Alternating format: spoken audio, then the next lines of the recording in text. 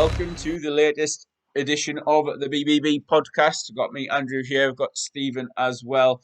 And we are all set to react to probably the biggest news in boxing, I would say, in recent times, from the potential impact that it could have. For anyone who's not familiar with what we are going to be talking about, it is MTK Global announcing that they are to cease operations from the end of this month. Do you remember where you were when you heard that news? Well, working from home. Pretty much the same stock answer for anything that's happened over the last 2 years. My phone was blowing up. Put my phone down on the rare occasion. It was a lot of messages from different people, a lot of screenshots and stuff. It's pretty mental. There was some whispers of it a couple of days ago from, I think, a few different American sources saying, "Oh, it looks like MTK could be no more." And I put a tweet out saying, "Oh, can anyone actually substantiate this?" And there it was. MTK substantiated for us. With the statement they released, basically saying, due to the unfair levels of scrutiny they received with the Daniel Kinahan links, they feel like they have no choice but to cease operations from the end of the month. It was a bit mental, considering 6 days ago they had British and Commonwealth title fights on their fight night, and English title fights. They were in full swing, business as usual. But obviously these recent sanctions on Daniel Kinahan and the level of scrutiny and attention that has brought is looks like it's contributed to this decision. So yeah, as of the end of this month, which isn't long away, MTK Global will be no more. Like you said, opens up a whole heap of questions and minefields and different things about fighters and under contract fighters and who will go where and what the future holds. And it's going to be really interesting. Again, we can only speculate at this point, but it's going to be fascinating to watch how this plays out over the coming days and weeks. I think without going through and reading out the whole statement, obviously I might be able to flash it up on the screen. People will be able to find it online. There's a few key bits that I sort of took from it. One of those was the bit saying, since leading promoters have now informed us that they'll be severing all ties with MTK and no longer work with our fighters, we've taken the difficult decision to cease operations at the end of this month. That bit for me was quite shocking and quite surprising, because it sort of highlights that over the past however many years where there's been rumours of Daniel Kinahan's involvement and all the rest of it, like MTK have still been able to grow because they work with anybody and everybody. That was their sort of USP or one of their selling points within boxing, was like, if you're an MTK fighter, it didn't necessarily matter if you were promoted by Top Rank, Frank Warren, Matchroom, like whoever. You know what I mean? There's MTK fighters have boxed on all different platforms, all different networks, with all different promoters. And it was interesting that a few weeks ago I'd mentioned like that.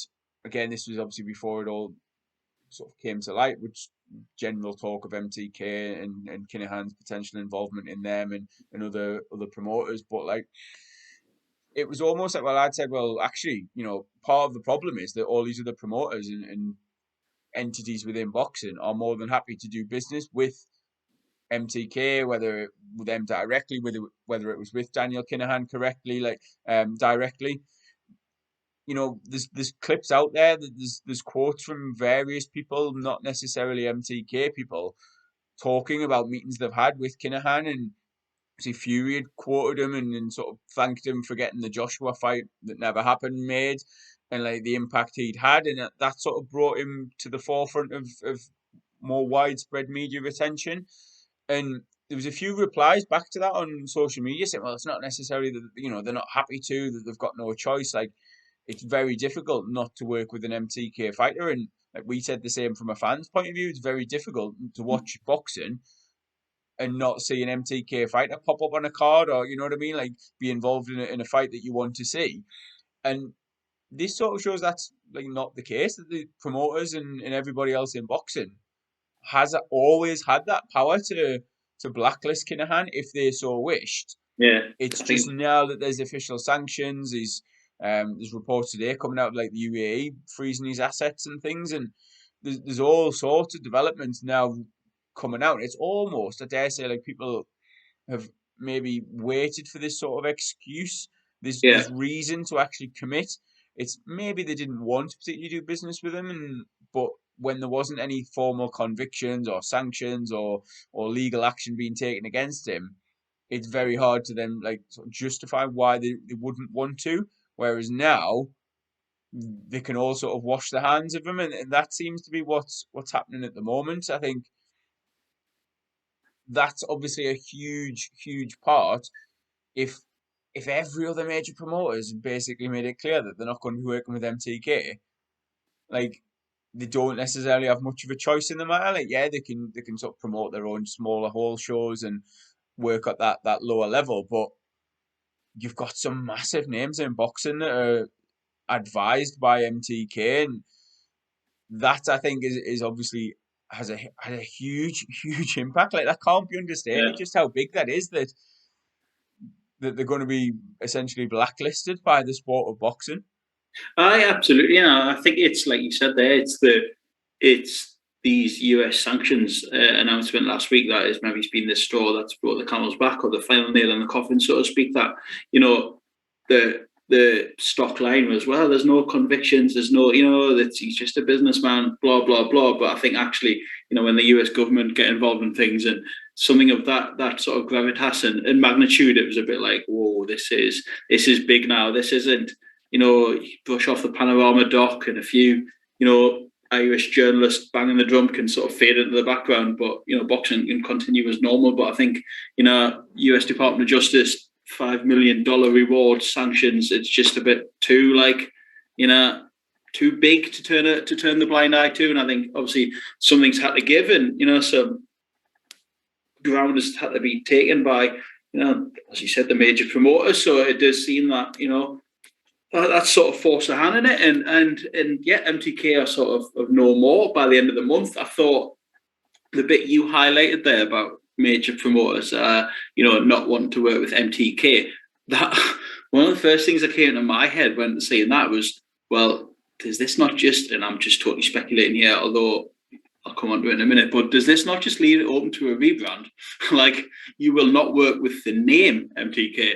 You will not work with the name MTK Global, but could they resurface in the short term and call themselves bloody, boxing, whatever? So just totally rebranded. I don't think they're going to be knocking on your door for any No, but any any names added. rebranding advice.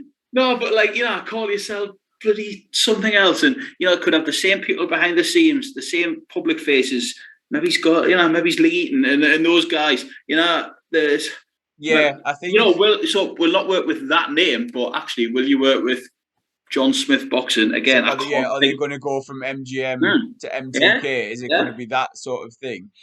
And I think they're going to be very open to scrutiny on that. And ordinarily, I'd have said yes, like that will likely happen. That's probably what is going to happen.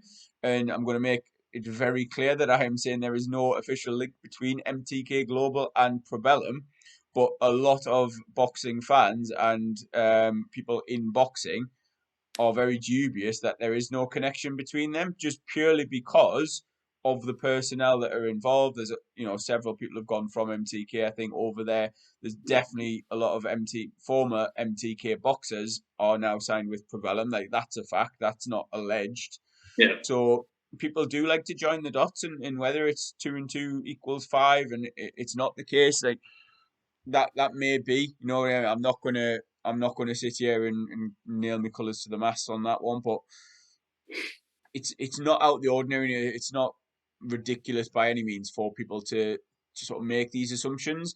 And if we see in the future a new boxing promotion advisory company, whatever it may be, with some of those people, like as you say, Lee Eaton is obviously the promoter. He has been the promoter for MTK. I think he put 6.5 years, like best years of his life, and he's by all means been very successful at it. And from the interactions we've had with him, absolutely like lovely bloke, as honest and as genuine as they come. But if whatever other role he takes up in boxing, I think there are going to be a lot of eyes on the company, Yeah. and rightly or wrongly, from his point of view, like again, the backroom staff and stuff, it doesn't take a lot in this modern age to see who's worked for MTK. If they and I'm not saying all, but even if several of them end up working for a newly formed company, there's going to be a lot of scrutiny on that company, and there's going to be a lot of attention paid.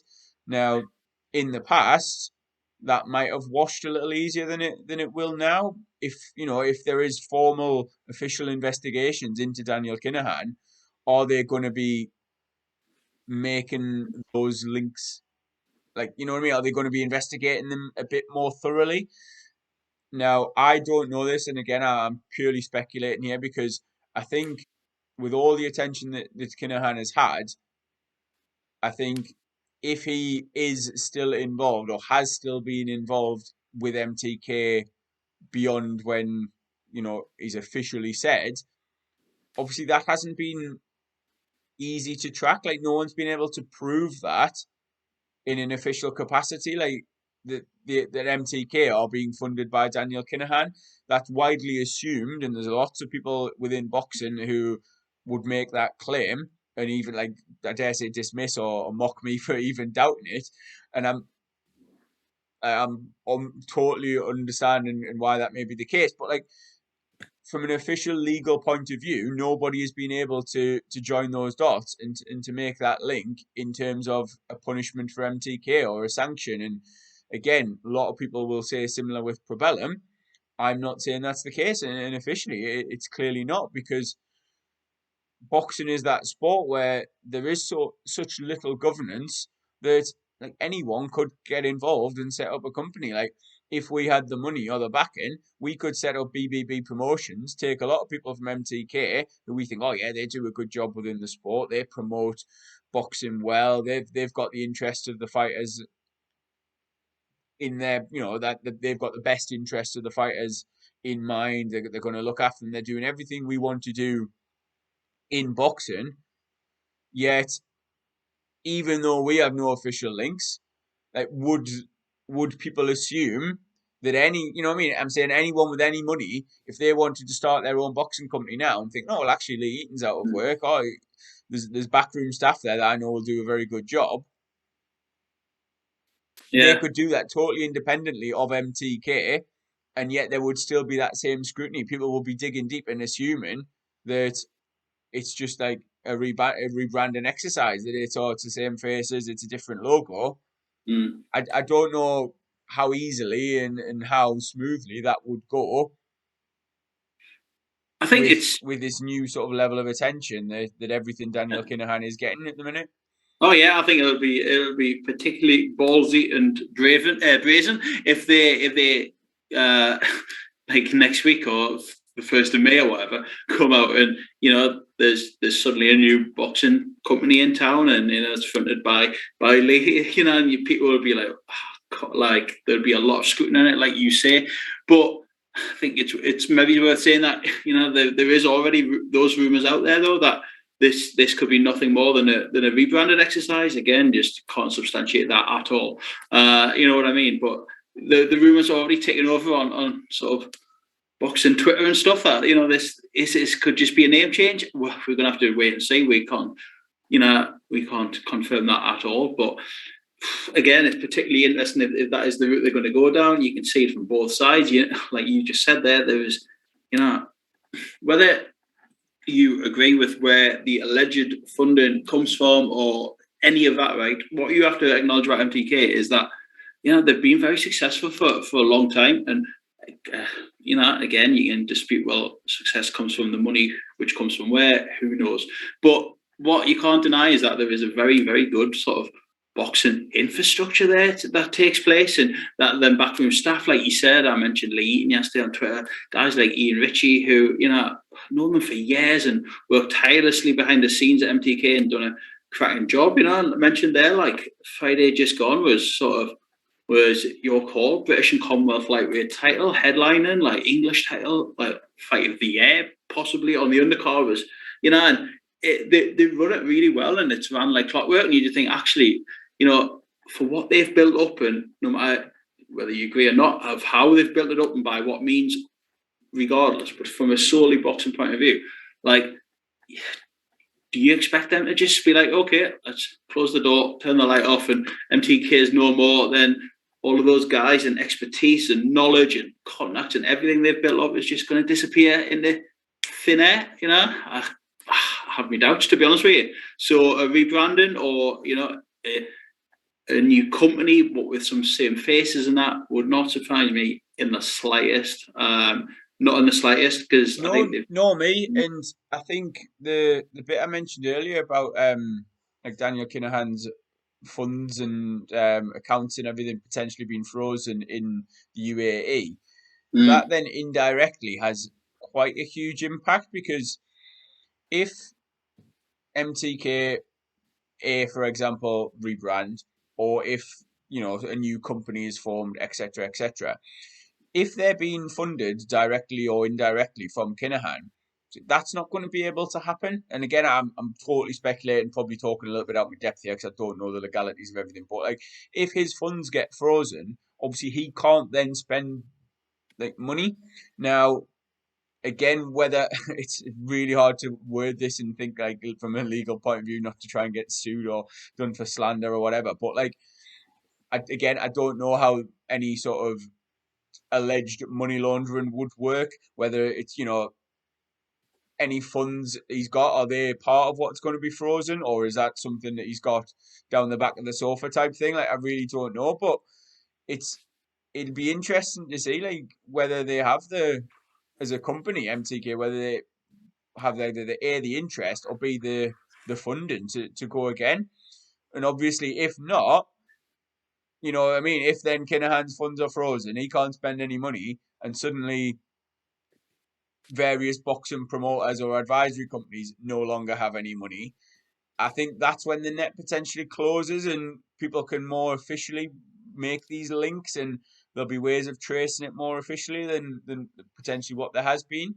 It's yeah, really fascinating from a purely from a boxing fan's point of view to see just what happens and like what develops from here, because we've seen both sides of it. Like, I've had messages literally from both sides of it, and I've put a couple of tweets and polls and things out saying like there's seemingly two main points of view. Obviously, there are subtle differences and there's nuances in between, but there's either you've got your boxing fans and, dare I say, the people who've been more directly involved with Kinahan saying, he is good for boxing. He's putting lots of money in. He's advising. He's making these big fights. He's making sure the boxers are well looked after. And in the morally skewed world of professional boxing, that's more than enough for some people. They're like, right, the boxers are being looked after. They're being, their best interests are being looked after. They're being paid fairly. They're getting put in good fights when they want to be, and all these things from a boxing point of view. You're like, oh yeah, yeah, brilliant. Some people can look past everything else and are happy with that purely from a boxing, dare I say, sport washed point of view. Where you get the other side of that is obviously, like you said, people, and it's not rightly or wrongly, I think probably from a morally higher point of view, can't look past where they've got the ability to do all of this supposedly from. yeah. Like, everything that is reportedly gone on, like the ends don't justify the means for those people and for those fans of the sport. And I think, as again, like, I'm retreading all ground here. I think there's a bit of there's a huge conflict and a dilemma for those people, because if you're following boxing and you genuinely struggle internally to sort of Yeah. justify and to put that to one side while you're watching a boxing event, there's not a lot of boxing that you can consume without it resting a little bit uneasily on your conscience. I agree. There's probably like a third tier of people there. There's probably that middle ground of people who are against Kinahan, but also can, like you say, can, well, maybe that's the first tier, but can separate it from actually. Well, I'm having a Saturday night in. I'm going to watch Josh Warrington or Carl Frampton or any other MTK fighter who, Fury or whatever. They can be against it, but they can still watch the fights. They're not that against it. If that makes sense, do you know what I Yeah, mean? I They think can ask you the I think you're questions. They entirely can, right there, because yeah. and again, I think that does lean towards the first tier a little bit more, but Mm. not in the sort of as pro Kinahan, like not going to leap to his defense and not going to blindly just say, oh, well, he's a lovely bloke, so whatever he's been Yeah, yeah. accused of doesn't matter. I think the majority of boxing fans probably, if you were to ask them, do you have a problem with alleged murder, drug running, and God knows what else he's been accused of, then yes, as a decent human being, you're obviously gonna, be adverse to that side of it. But in the specific instance, you can put it to the back of your mind while you're watching the boxing, like, Oh yeah. and again, I mean, that's why sport washing is so effective. It's why boxing has been ripe for this for many many years. Like we talk about the lack of governance, the lack of accountability, and that comes as a fan as well. It's very easy to push stuff to one side and enjoy a night of boxing, and you could even link that back to when Joshua fought Ruiz in Saudi Arabia. Obviously, two Newcastle fans, we know all about the Saudi issues, and again, it's that sort of thing. It's as British sports fans, it's very easy to compartmentalize what's going on in the world when the sport's on, and like there will be people out like absolute uproar and outrage at me for saying that, and I totally understand that. You can sit there and judge me as a person all you want, but that is the way my mind works. That's the way I sit and watch it, and whether like rightly or wrongly, I can compartmentalize that. I can put that to one side while I'm sitting enjoying the sports on a Saturday, and you might think less of me as a person for that, but I'm not going to I sit know, and but bullshit. I'm going to be completely honest about it. even from whatever, what do you want to call us, fringe media point of view, and I think like that's another side of it that's going to be interesting from a media side of things, because like MTK being part of the fabric and part of the furniture of UK boxing for the last decade, whether that's from the managerial side, whether that's from their own shows. Do you know what I mean? We've all been there. We've all been to their shows. We've all been at their press conferences, and I'm talking about the big outlets and the smaller media outlets. You know, like we've all covered them, and they've sort of gone for years without being sort of tarnished or touched, and just sort of worked. You know, and like the occasional thing will pop up and it'll die down, and they've been, at the forefront of British boxing for a long time now. And I think like actually they've been so ingrained with it that suddenly that door's been burst open, and like you just, you know, it's sort of like an uncertain landscape now of the next, especially in the short term. Like our friends were messaging yesterday, like who's left with them, and I was like,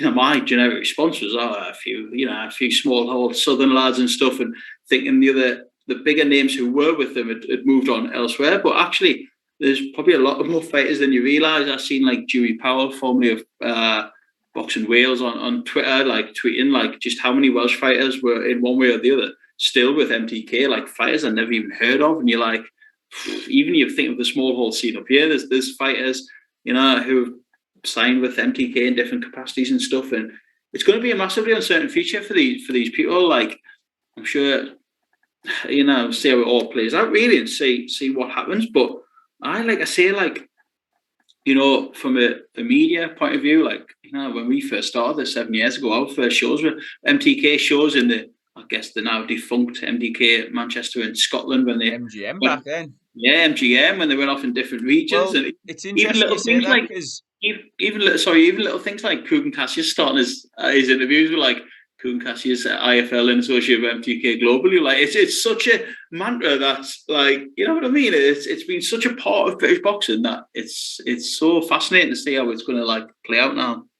and this is the thing. I think obviously IFL are a huge one because like they're one of the biggest, like if not the biggest boxing YouTube company, whatever they are out there. Like they're absolutely huge, and a lot of their reach has come from MTK's support and sponsorship.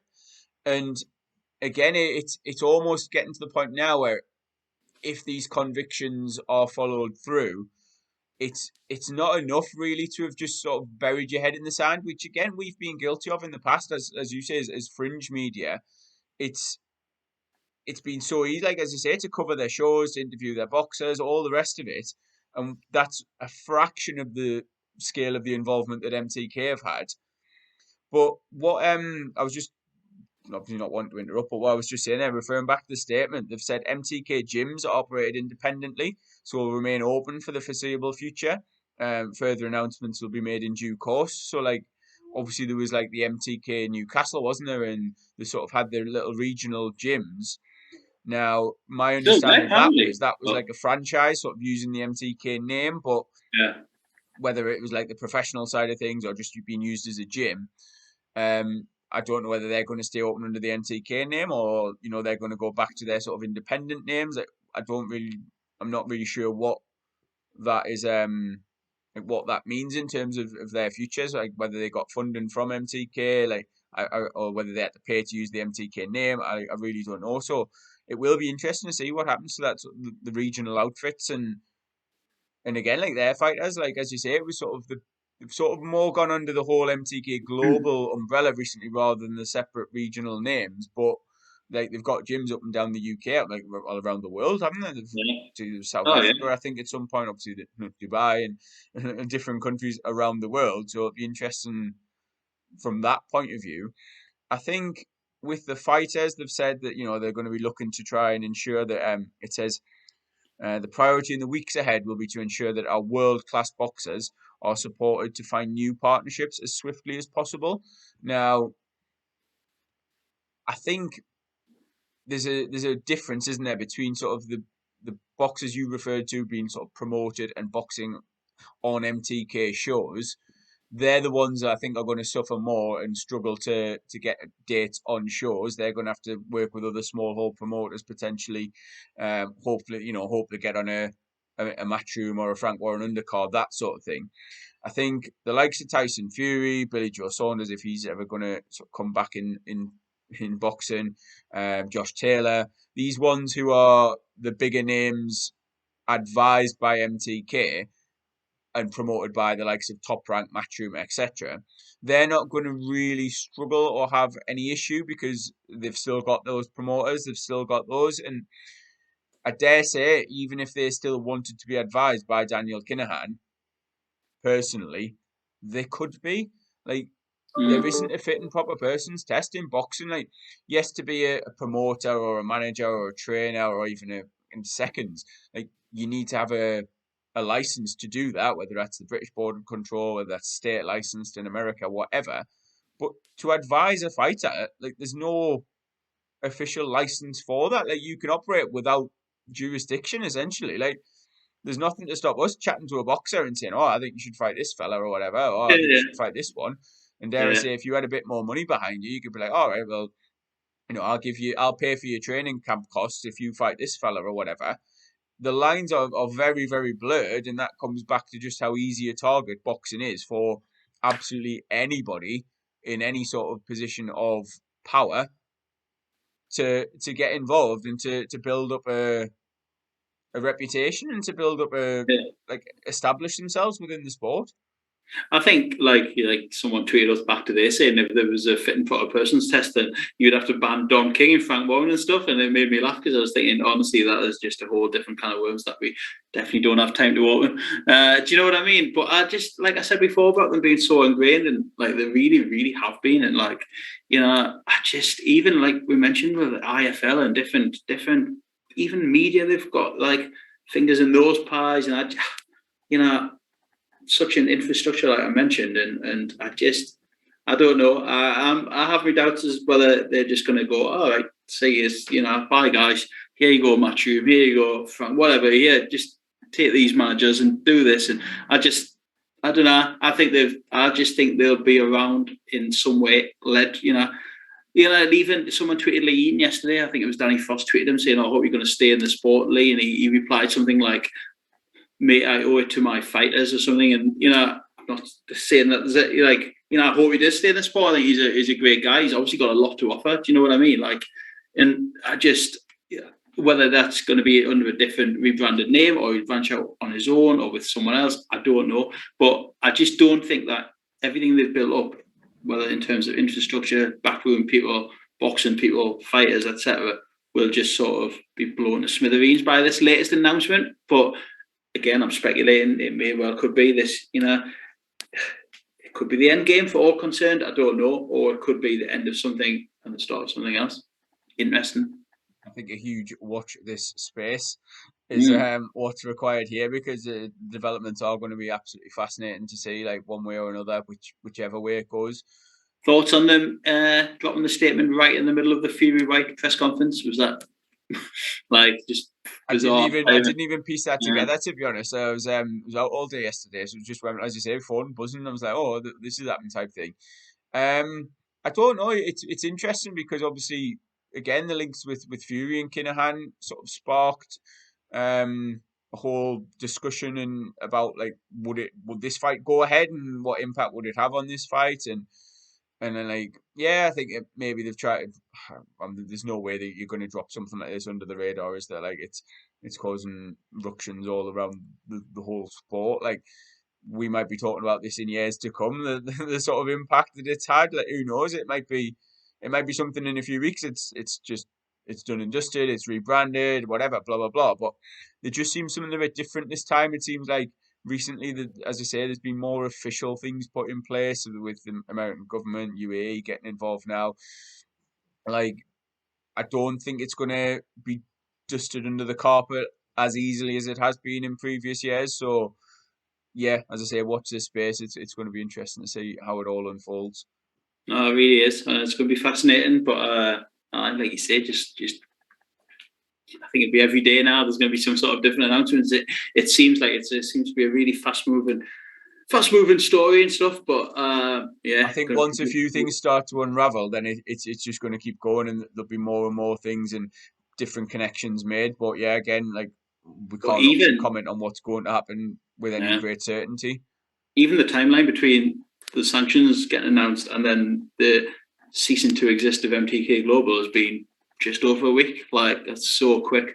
You know what I mean? And without I going think into any, partly because a lot of more mainstream journalists are sensing that there is a story. Like, yes, there's always been things there and sort of things to investigate with it all, but no one's really, save for a few, had the interest and the determination to keep going with it all. So it's made it very easy for boxing as a collective to sweep it to one side and to basically ignore it and put their heads in the sand. Whereas now there's a lot more decisions seemingly being made at a very, very high level within the sport, and obviously that's going to have an impact on any promotional outfit or individuals involved. absolutely, honestly, there must have been a lot of discussion sort of behind the scenes and from various different people and how to react to this and what is the way forward and stuff. I think it sent a few people like on a scarping about and a bit of a stress and a bit of a skitsy, as we say up here. Do you know what I mean? I think it's gonna be really interesting. Like Yeah, I imagine there's a couple of hundred fewer tweets out there than there was this time last week, although a couple of weeks ago. absolutely, man. But watch your space. But no, it's as I say, end of an era in one way. Do you know what I mean? Like from some people that have been really fixture in British boxing for the past decade, and the next move is going to be fascinating, definitely. End of an era and end of an episode. We'll finish up there. I just want to say big thanks to everyone who's got involved with Round for Pound once again.